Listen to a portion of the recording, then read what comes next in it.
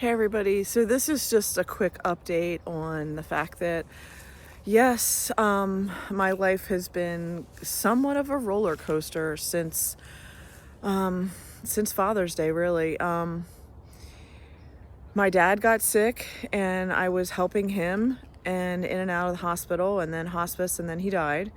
I had a flood in my apartment. He had a flood in his trailer a few times. I had a flood in the hotel that I was living in. Then from there, another hotel, my stuff was stolen. Then I've been in the third hotel and, dealing with noise levels and ridiculous people above you and construction going on in the hotel and all other kinds of noise challenges. So what I'm saying is my life has been uprooted. I have really been put to the test of, just stress, like the largest amount of stress I've ever had in my life all at one time. Simultaneously, I was supposed to be on campus going to school, and I ended up switching all that to be online. And then, just all of the work for graduate school, it's overwhelming, it's stressful, it's a lot to handle, in addition to being uprooted, in addition to not having your stuff that you flow in your normal way in your life. And then to be living out of a hotel with minimal things, it's challenging. And on top of all that, my camper van, there was a flood in that, a slow leak of a flood, and that caused mold in my camper van. So that's been completely, gutted out and started over. So I'm just saying, sometimes when things happen, even our best laid plans and backup plans and plan Bs still don't work, because God is putting us through a season and a time of us understanding just different pressures. And I'm not going to sit here and say that I'm enjoying this phase. I'm not. It's really challenging. But at the same token, a month now has passed after my dad died, and I'm still moving forward. I'm moving forward with my goals. I'm moving forward with what I have to do to live. And that's the point.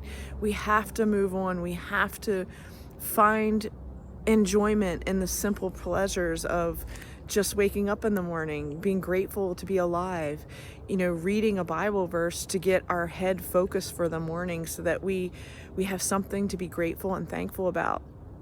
The simple pleasures like having a cup of coffee.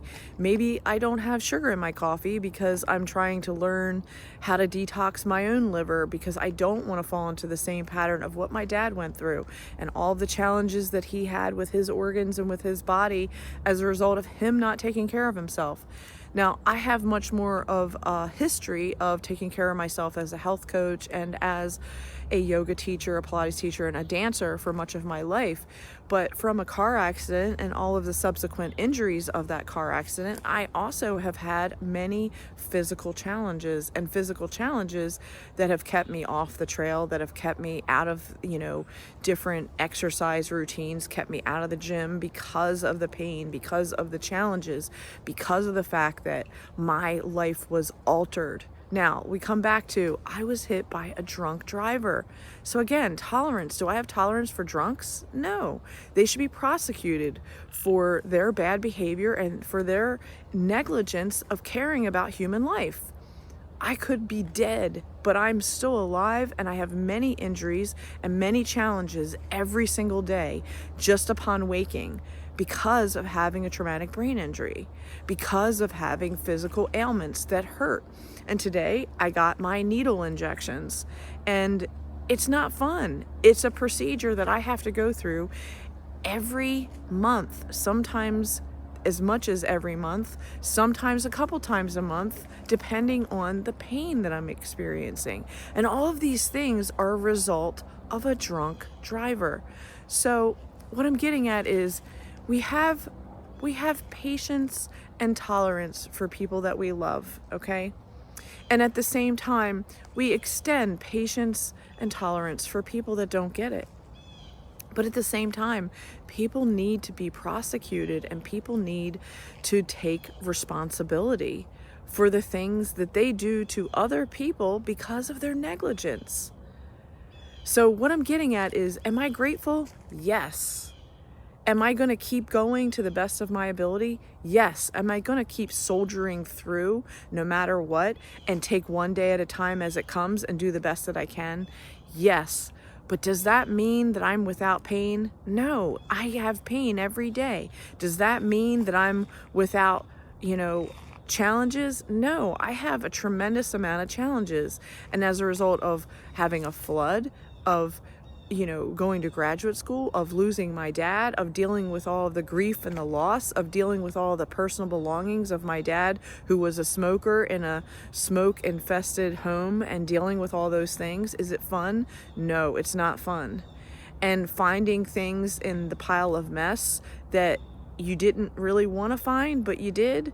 These are all part of the process of grief and loss and growing up and maturing and moving forward. And at the same time, we can ignore it. We can just throw it in the trash and be like, I don't feel like dealing with it. Or we can take each item, isolate it one at a time, and deal with it. Deal with our emotions around it, deal with our communication about it, and deal with it in a way that not only helps ourselves, but we can package it and put it out there to help other people that might be going through the same thing. So I pray that you will continue to pray for me and along this journey of immense stress that I'm going through right now. And at the same time, I'm going to continue to pray for you and anybody who is affected by any of these similar things that I've been going through, that maybe you're going through as well.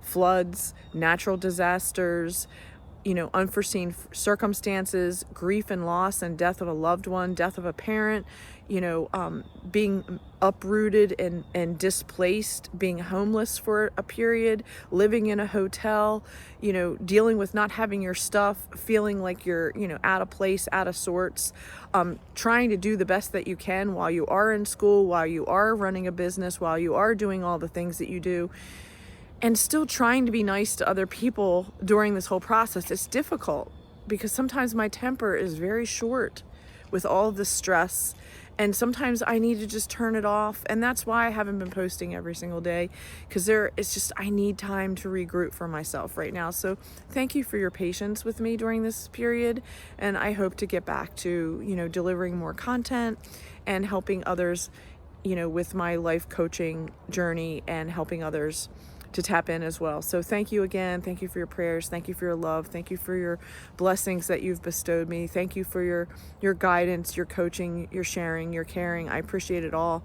And, thank you for the text messages, the lovely emails, the gifts, everything that you've sent me. I am so, so, so grateful that I have a connection with everyone, and I have a connection with family and friends and people that are online that I've made various connections with. So thank you, thank you, thank you. And I pray that you get through your journey as well. Have a good one.